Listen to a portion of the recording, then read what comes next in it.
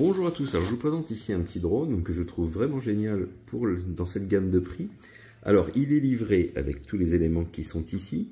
Vous avez surtout, ce qui me plaît bien, deux batteries. Alors ce ne sont que de 1200 mAh, mais j'arrive à faire, alors ça dépend bien sûr des figures, si vous enchaînez des figures un peu ou des grandes accélérations, ça va diminuer. J'ai réussi à faire 12 minutes avec la première batterie, 12 minutes de vol, hein, batterie bien chargée. Vous avez de livrer la télécommande, une sacoche rigide qui permet de bien protéger le drone, enfin semi-rigide, pardon. Vous avez un câble micro USB qui vient se brancher sur le côté des batteries si vous avez un port micro USB pour leur recharge. Et vous avez un jeu de pales de rechange. Plus les guides qui sont pas mal faits, hein, traduits, et vous avez bien sûr le français disponible dedans. Alors, au niveau du drone, équipé d'une batterie, donc là j'en ai encore une dedans, il fait 234 grammes, ce qui veut dire que vous pouvez voler librement.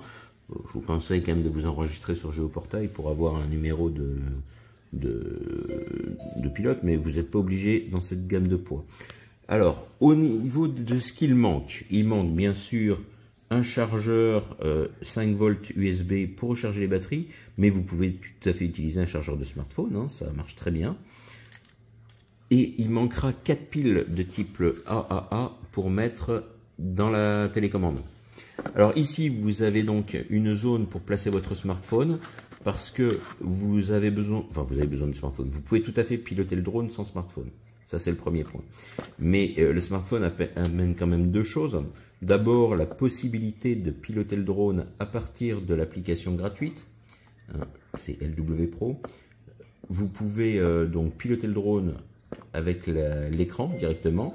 Je préfère moi utiliser le joystick, mais sinon au moins vous avez le retour vidéo sur l'écran, c'est-à-dire vous voyez ce que voit le drone. Et ça c'est quand même important pour se diriger.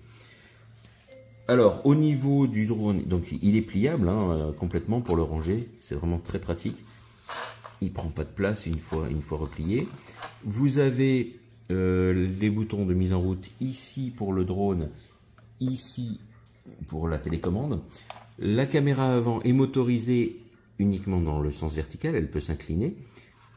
Donc pour regarder soit à l'avant, soit vers le bas, et toutes les positions intermédiaires. Vous avez ici la molette pour piloter l'inclinaison de la caméra. Ici, vous avez un bouton qui vous permet de choisir la vitesse maximale du drone. Il démarre en plus faible, la plus faible, pour ne pas avoir de surprise, surtout quand on débute. Le bouton du bas ici avec un H, c'est ce qu'on appelle le Return to Home, c'est-à-dire que si vous ne savez plus trop dans quel sens dans votre drone ou vous êtes un peu perdu, vous appuyez sur le bouton et le drone va revenir automatiquement à sa position de décollage, dans l'endroit d'où il a décollé. Au-dessus, vous avez le bouton avec un appareil photo qui vous permet, par un appui court, de prendre une photo, par un appui long, de déclencher l'enregistrement d'une vidéo.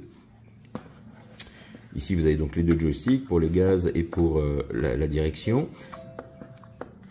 Ici, vous avez un bouton au-dessus du joystick de gauche qui va vous servir pour l'étalonnage.